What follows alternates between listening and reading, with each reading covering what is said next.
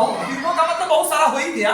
किरणों को इकट्ठा करने का काम करता है, इकट्ठा या संग्रहित है ना, संग्रहित भी कहते हैं, संग्रह करना माने इकट्ठा करना है ना। किरणों को इकट्ठा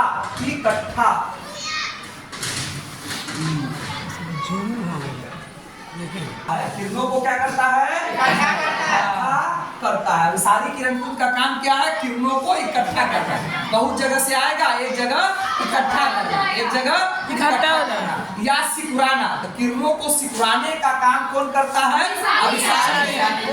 ठीक है। और किरणों को फैलाने का काम कौन, अपसारी किरणपुंज। इसको ऐसे बोल सकते हैं, अपसारी किरणपुंज में क्या होता है, किरणें एक जगह से निकलती है, चारों दिशाओं में और अभिसारी किरणपुंज में क्या करेंगे, किरणें बहुत चारों तरफ से आती है और एक जगह इकट्ठा हो जाती है, एक जगह जमा हो जाती है, एक जगह संग्रहित हो जाती है। संग्रह माने इकट्ठा करना, ठीक है।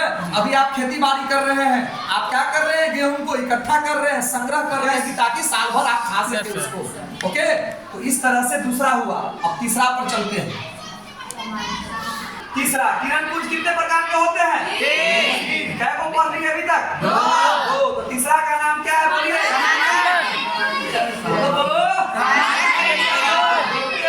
बोलते आ जाएगा, बोलते बोलने आ जाएगा, लिखते लिखने आ जाएगा। तो समांतर किरणपुंज किसको कहते हैं, तो मैथमेटिक्स में चलिए, समांतर को मैथमेटिक्स में बहुत बढ़िया से समझाया गया है। देखिए समांतर किसको कहते हैं, दो लकीर ले लिए बेटा, दो लकीर के बीच की दूरी हमेशा बराबर रहनी चाहिए। दो लकीर को समझिए, पहले मैथ में घुसिया। दो लकीर, वो खिड़की देख रहे हो बेटा, खिड़की देख रहे हैं, वो खिड़की का देखिए, रॉड सबको देखिए, रॉड सबको देखिए, रॉड सबको देखिए। अरे जल्दी आओ भाई, टाइम नहीं है, रॉड सबको देखते रहिए। तो रॉड सबको देख रहे हैं कि नहीं देख रहे हैं, रॉड सबको देखिए। तो दो को रॉड को देखिए, दोनों रॉड एकदम सीधा जा रहा है, रॉड टकराया है, दोनों रॉड के बीच की दूरी बराबर है कि नहीं है। वो भी गोली मार, वो भी नहीं समझ में आया। ट्रेन में चढ़े हो, ट्रेन में नहीं चढ़े हो तो ट्रेन जिस पर चलता है पटरी पर, पटरी को देखे हो, हॉट देखे हो, क्या हो जाना, हो गए, जिधर जाने का मन है उधर जाना, जाकर के देखना, दापते रहना। दोनों पटरी के बीच की दूरी हर जगह एक के जैसा है कि कम ज्यादा है, कहीं बस कम भी है, तो होगा तो क्या होगा, ट्रेन, समझ रहे मेरी बात। आप जहाँ भी जाएंगे तो दोनों जो पटरियां हैं बाबू, कभी भी एक दूसरे में सटेंगी नहीं, दोनों की दूरी हमेशा बराबर रहेगी।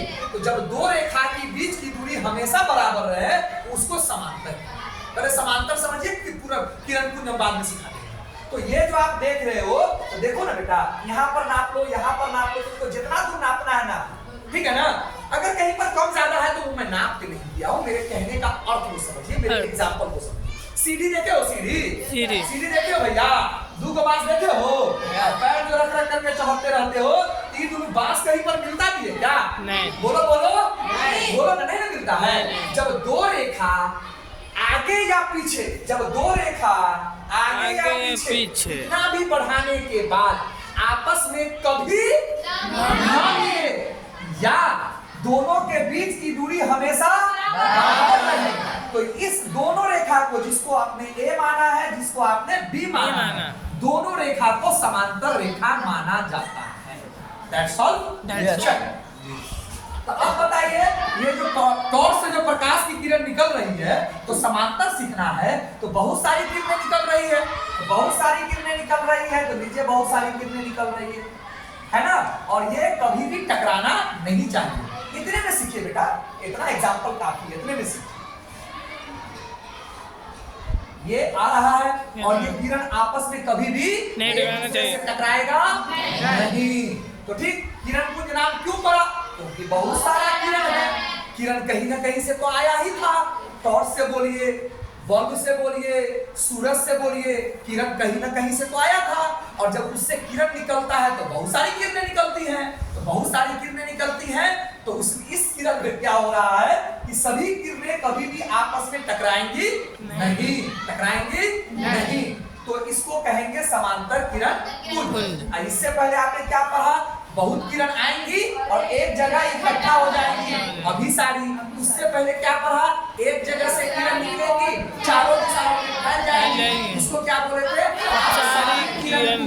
अब समझ में आ गया आपको? तीनों किरण पुंज क्लियर हुआ आपका?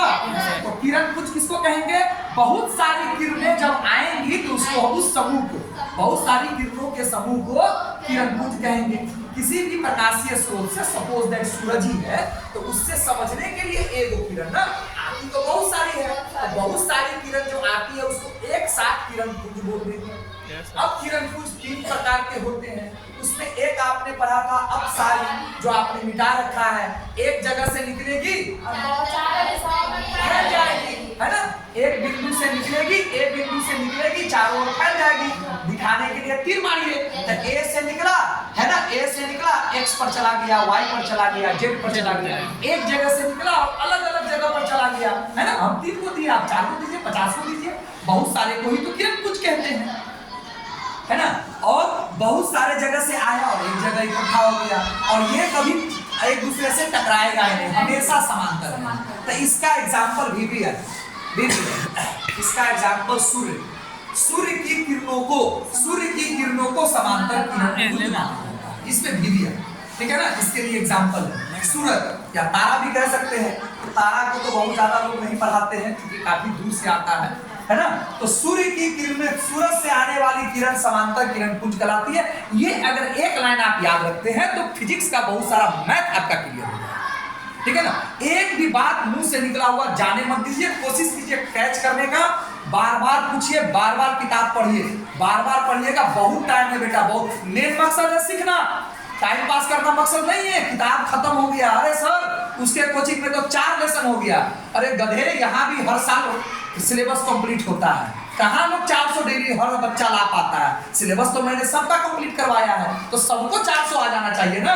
तो बेटा फोकस करिए नॉलेज पर, है ना? कि जो पढ़ाई हुई है वो बढ़िया से आपको आता है कि नहीं आता, ठीक है? इस पर दिमाग लगाइए, बहुत पढ़ने पर दिमाग नहीं लगाना, जो पढ़े हैं वो आता है कि नहीं, है ना?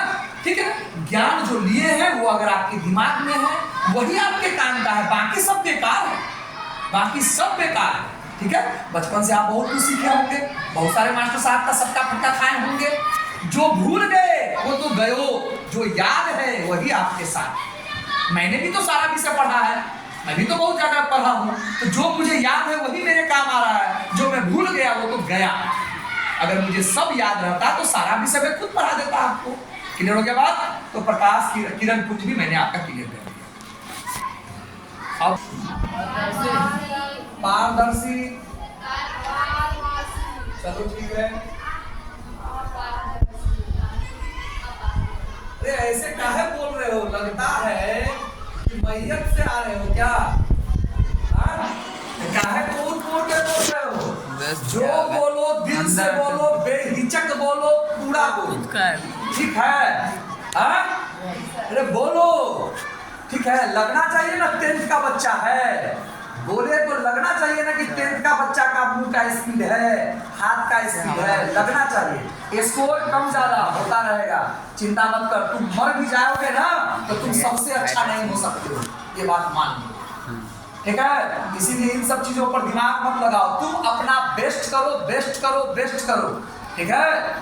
आई बात समझ में? अपना पूरा कोशिश करो, एनर्जी लगाओ, है ना? जो होना होगा छोड़ दो उस पर, छोड़ दो उस पर, ठीक है? चलिए बढ़े आगे। चलिए पारदर्शी, तो पारदर्शी पदार्थ कहते हैं इसे। पहले कुछ छोटा छोटा एग्जांपल है। प्रकाश की किरण जिस वस्तु से होकर के आर पार निकल जाए वह वस्तु पारदर्शी कहलाए। प्रकाश की किरण, तो सूरज से प्रकाश निकला, टॉर्च से प्रकाश निकला, तो ये टॉर्च है, ये पकड़िए, इरफान बाबू इधर आइए मेरे पास, इतना प्यार से इसी तरह से निकल जाए। जो वस्तु प्रकाश को अपने में से जाने दे, जो वस्तु प्रकाश को अपने में से जाने दे, उस वस्तु को क्या बोलेंगे? अपारदर्शी। जैसे जैसे वायु, हवा, वो हम तो हवा सोच रहे थे, वायु सोच रहे थे। Yes. हम उसकी बात रखने के लिए लिख दिए, लेकिन दोनों एक बात। नहीं किसी की अंग्रेजी अच्छी है तो ले भैया, ये मेरा अंग्रेजी एक बात हुआ। और बोलो बेटा, पानी कौन? वो जो अपना पोखर वाला जो है जिसमें खूब उमराते रहते हैं वो नहीं नहीं स्वच्छ पानी है ना, वाटर वाटर साफ पानी कैसे कैसे बेटा? Fresh। अभी जो प्रकाश की किरण आ रही है वायु को पार करके आ रही है ना, प्रकाश की किरण वायु को पार करके आ रही है तो वायु पारदर्शी में चला जाएगा। उसके बाद साफ पानी अभी क्या करो, बाल्टी में पानी डालो, जो पानी हम लोग पीते हैं बाल्टी में पानी डालो, उसमें एक सिक्का गिरा दो, कोई वस्तु गिरा दो, आप ऊपर से देखोगे तो वस्तु तो दिखाई देगा ना, तो साफ पानी भी आपका किसमें चला जाएगा? पारदर्शी में चला जाएगा। बहुत सारा एग्जाम्पल हो सकता है, बुक पढ़ेंगे सब पता चल जाएगा, जितना सीखने की इच्छा रहेगी उतना आप सीख सकते हो, तो आपके ऊपर डिपेंड करता है। बुक डेली पढ़ना है, एक पेज डेली पढ़ना है, एक पेज डेली भी पढ़ोगे तो हमसे पहले तुम्हारा चैप्टर खत्म हो जाएगा, ये बात याद है। ठीक है, सुन रहे हो साहिदा? डेली अगर बेटा एक पेज अल्टी पल्टी भी पढ़ोगे तो मुझसे पहले तेरा किताब खत्म रहेगा, इसीलिए तू पढ़। ठीक है, चलो अपारदर्शी ना, ये जिस वस्तु से प्रकाश आर पार न जा सके उसको क्या बोलेंगे? अपारदर्शी वस्तु। अपारदर्शी वस्तु प्रकाश को अपने में से होकर जाने दे, ठीक है ना? अपारदर्शी वस्तु अपने में से प्रकाश को जाने देती है या जाने नहीं देती है? जाने नहीं देती है। क्या जाने देती है? तो उस वस्तु को हम अपारदर्शी में कहेंगे। इसी रूम में बैठल बैठल दो चार को एग्जांपल दीजिए, रूम के बाहर का एग्जांपल नहीं मानेंगे। बेंच, चलो बेंच, दीवार, और बोलिए बुक है, कोने बैलून, पंखा बोलिए ना, पंखा चलिए। पंखा चलता हो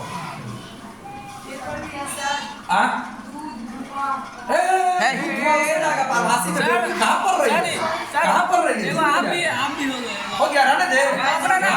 हमारा आपका वही शरीर, ना बोल रहे हैं आप। ये हमारा आपका शरीर, मानव शरीर क्या है? मानव शरीर क्या है? अपारदर्शी है, प्रकाश की किरण इससे नहीं गुजरती है। एक चीज नोट में ले ले, नोट में बहुत काम आएगा, नोट में ले ले।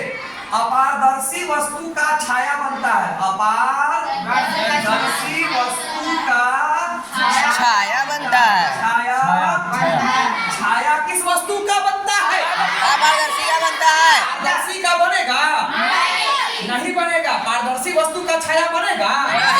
पारदर्शी वस्तु का छाया बनेगा। जो वस्तु प्रकाश को अपने में से जाने नहीं देगी उस वस्तु का छाया बन जाएगा। ठीक है ना?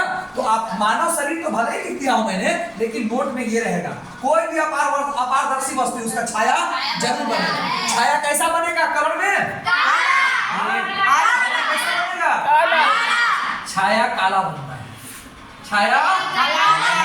छाया पर बात चली गई तो जरा सा कुछ इसके बारे में हो जाए। ठीक है ना? आपके किसी भी वस्तु का छाया है ना, कब वस्तु से बड़ा बनता है? कब वस्तु से बड़ा बनता है? सूरज उगते वक्त और सूरज डूबते वक्त वस्तु का छाया वस्तु से बड़ा बनेगा। आपका छाया आपसे बड़ा कब बनेगा? सूरज उगते वक्त और सूरज डूबते वक्त। सूरज उगने को सूर्योदय कहते हैं। सूरज उगने को क्या कहते हैं? सूर्योदय। सूरज के उगने को क्या कहते हैं? सूरज के डूबने को क्या बोलते हैं? सूरज के उगने को क्या बोलते हैं? सूरज के डूबने को क्या बोलते हैं? सूर्यास्त। सूर्योदय और सूर्यास्त के समय वस्तु का छाया वस्तु से बड़ा बनता है। क्लियर? एक बात, सूर्योदय और सूर्यास्त के समय सूरज पृथ्वी से काफी दूर होता है। दोपहर के समय में छाया वस्तु से छोटा बनता है। दोपहर के समय में सूरज धरती के काफी नजदीक रहती है, इसीलिए गर्मी ज्यादा पड़ती है। दोपहर के समय में सूरज क्या होता है? धरती के नजदीक रहता है। उस समय वस्तु का छाया वस्तु से छोटा बनता है। उस समय में गर्मी ज्यादा पड़ती है। सुबह सूर्योदय और सूर्यास्त के वक्त गर्मी क्यों कम पड़ती है? पृथ्वी से काफी नजदीक होता है। इतनी बात समझ में आई?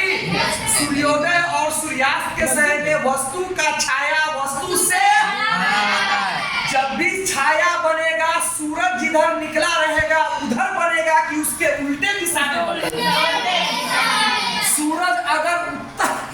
सूरज अगर उत्तर में है तो प्रतिबिंब किधर बनेगा? पश्चिम। बोलिए पश्चिम। उत्तर में जाएगा नहीं, लेकिन किधर बनेगा? पश्चिम। अब पूरब में सूरज है तो हमारा छाया किधर बनेगा? अब पश्चिम में सूरज डूब रहा है, उस समय हमारा छाया किधर बनेगा? बात समझ में आइल कि न आइल? आइल।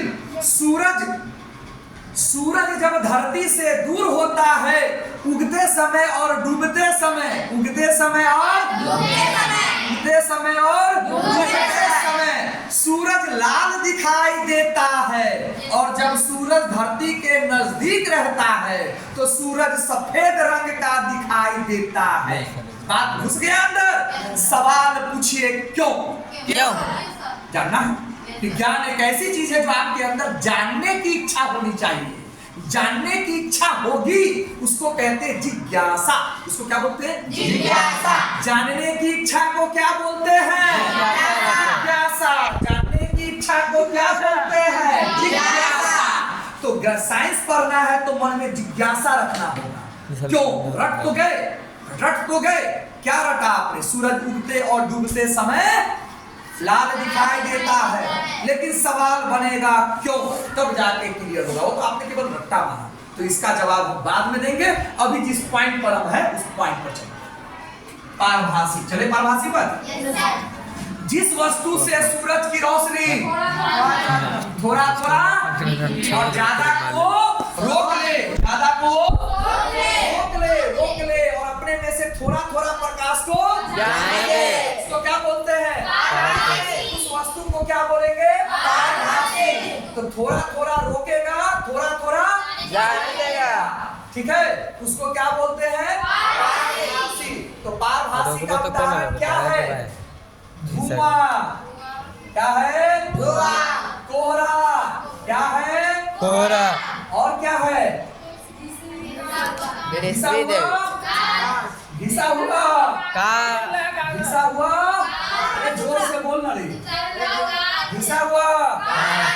छबरे से खाली बोलवाएगा। घिसा हुआ।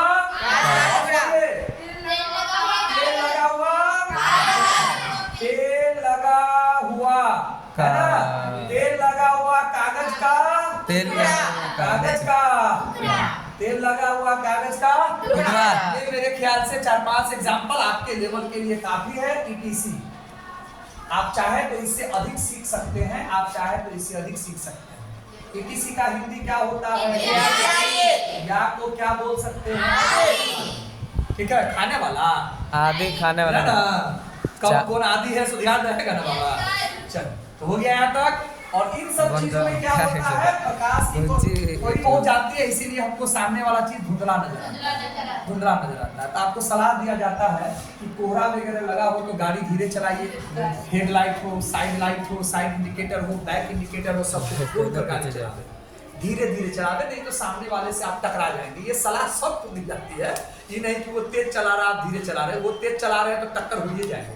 आप भी धीरे चला रहे हैं तो वो भी धीरे चला रहे हैं। आप भी सारा रोशनी अपनी गाड़ी का खोल के रखे हुए हैं, headlight, back light, side indicator खोल के रखे हैं, तो सामने वाला का भी ये कर्तव्य कि वो खोल के रखे और धीरे चलावे ताकि हम उसको देख सकें। क्योंकि दूर दिखाई देगा नहीं कोहरा में, नजदीक दिखाई देगा, क्योंकि प्रकाश तो पूरी पार हो नहीं रही है। तो धीरे चलेंगे तो दुर्घटना की चांसेस कम हो जाती है। तो सलाह ही दिया जा सकता है और क्या किया जा सकता है। मैं अपनी बात को अभी यहाँ पर रोकता हूँ। चलिए।